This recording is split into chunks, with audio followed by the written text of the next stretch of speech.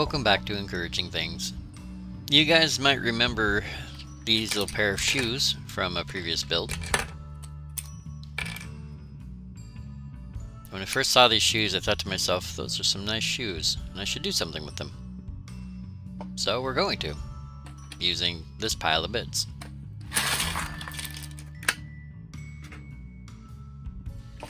Now when I first had the idea for this, I had found this capsule, and I really liked the top of it because it looked like a flat cap, like they used to wear back in the day.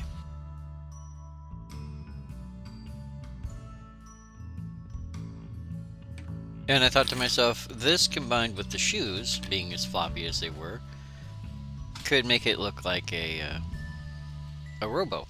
What did you call me? A robo, you know, a robot hobo. Oh, okay. I thought you said Romo. As an alternative to the capsule, I also have this container from work, which is just for containing liquids. And I liked the thinner aspect of this one. It seemed to work a little bit better. It didn't have the flat cap on it, but I liked the shape.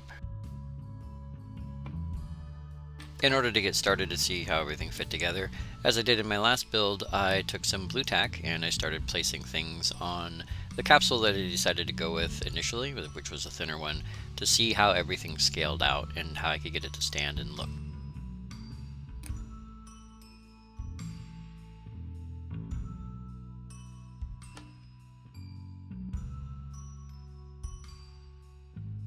It was upon putting the legs together that I realized that this particular version of the bot would be very much too tall for what I was going for.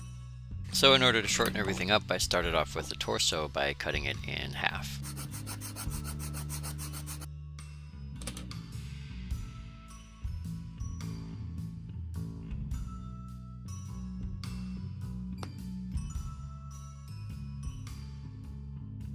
From there, I decided to start from the ground up with the boots, so I had to separate those out and then start building the legs.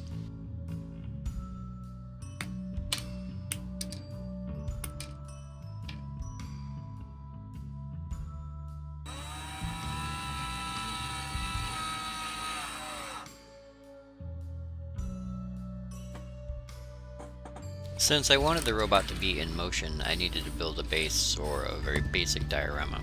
For that, I'm using the cap from a box of kitty litter and this piece of coal, or possibly tar, that I found on the beach at Lake Ontario.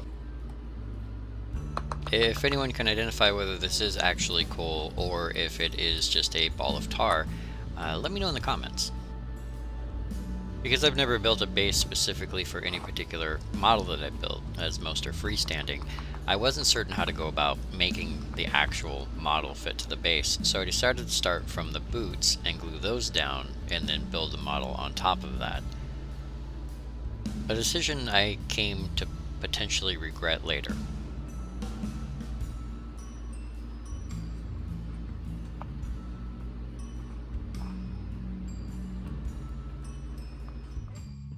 So as you can see, with his right foot, I wanted it to be standing on the rock. Now, in order to do that, I had to get the angle of the leg right as I glued all the pieces together, and it was giving me no end of trouble. Parts would not glue together properly, things would glue to the rock, but not to the hip. It finally came out, and I was able to move on, but it took quite some time to get even just this part going. And I feel like if I had chosen the angle prior to this, I could have built up the base to his foot rather than the other way around. This build didn't really have a solid plan when I started, and so as I progressed through, I was adding greeblies and other things to the build as I was going, as they popped up, such as these buttons that I used to cover up the hip joints. Having decided to use the claws from a Final Faction kit instead of making my own, I found that some of the pieces fit together really well, including this gun into the claw. And that's where this went from being a robo to being something completely different.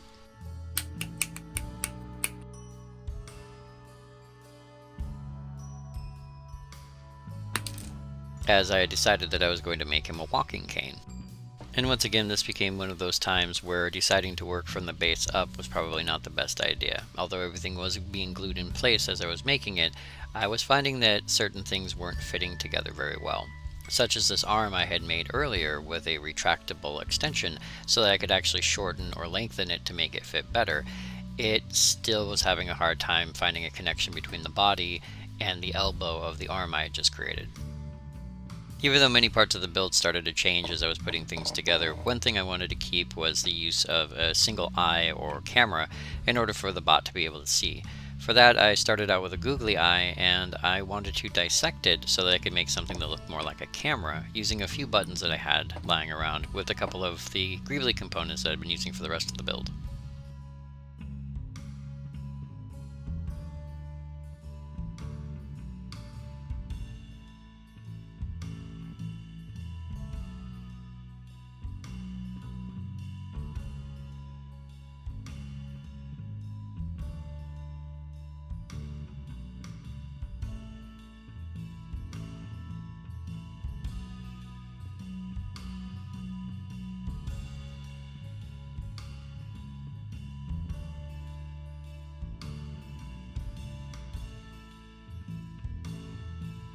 Even though I'd been adding greeblies throughout the build, I decided at the end that he still looked a little bit too clean and too nice for a robot that had been traveling for hundreds of thousands of miles on his own, and so I took some leftover Final Faction parts I had from previous builds and started gluing them in rather strategic places.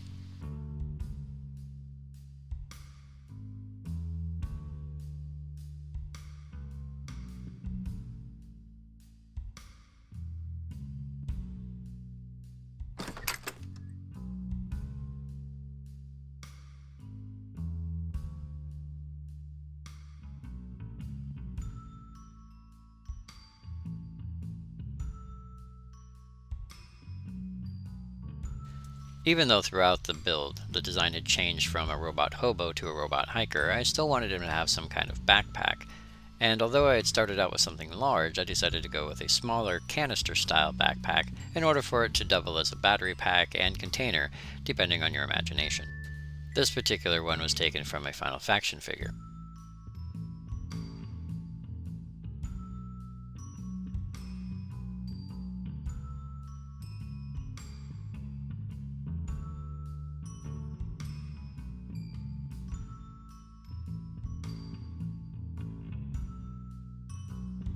Once the figure was all glued together, I decided to go with a white base coat after masking off the eye so I didn't cover it up. And then from there I decided to hand paint everything.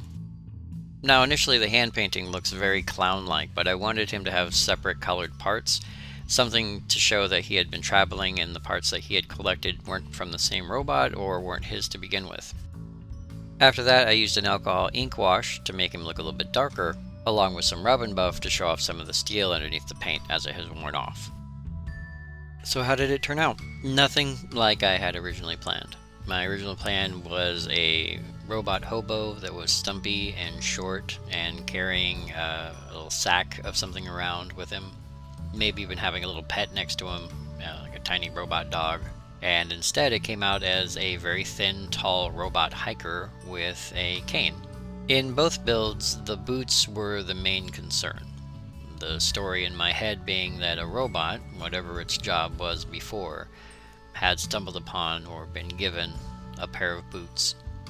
And this had triggered something inside of it. Something that said, I'm not a robot anymore, I'm something more, I'm something better. This robot can exist in a post-apocalyptic world if you like, or just a world that accepts that it's okay for robots to wander around without owners. But in either case, it was a good build. It was something to practice. And even though my journey took me someplace I wasn't expecting, I'm still happy with where I ended up. So once again, I would like to thank you for stopping by and for watching, and I encourage you to build your own robot and see where he takes you.